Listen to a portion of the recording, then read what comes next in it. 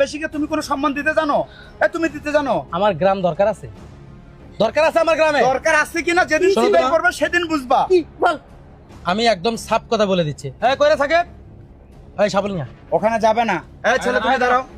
কে সাবল নিয়ে কি করবে? কি করবে? আমি বন্ধ করব। না বন্ধ হবে না। আমি কি বলি শোনো, তোমার বাবা মারা যাওয়ার আগে তার যতটুকু সম্পত্তি ছিল আমি সাথে থেকে আরো গ্রামের 10 জন বসে থেকে তোমার দুই ভাইয়ের নামে ভাগ করে দেওয়া আছে। আমি তো সেটাই কইতাছি, তাহলে আমার ভাগেরটা আমাকে ছাড়ি দে। তোমার ভাগের জায়গা তোমার এই পাশটা, এই প্লট তোমার গোটালে আর এই প্লট সাজ্জাদের।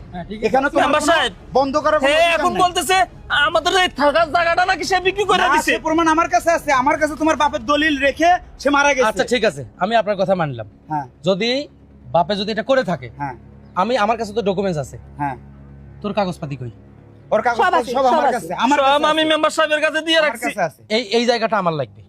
কে? এই জায়গাটা আমার লাগবে। তুই ওই পাশে নে। কে ওই পাশে যাবে কে? না তুই ওই পাশে নে। যখন ওইটা আমার দিছে, বউয়ের পছন্দ। সে এখানে বাড়ি করবে, আমরা এখানে বাড়ি করব।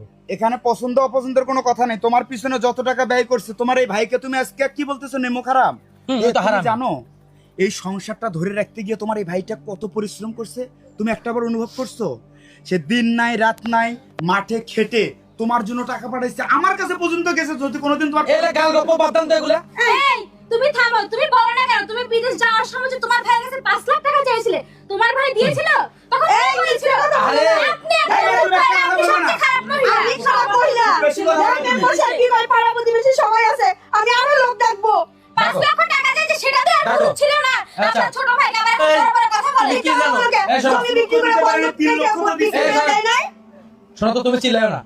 তুমি চিল্লে আর পাড়ার মানুষ ডাকার দরকার নাই। আমি তোমাকে সাফ কথা বলে দেই।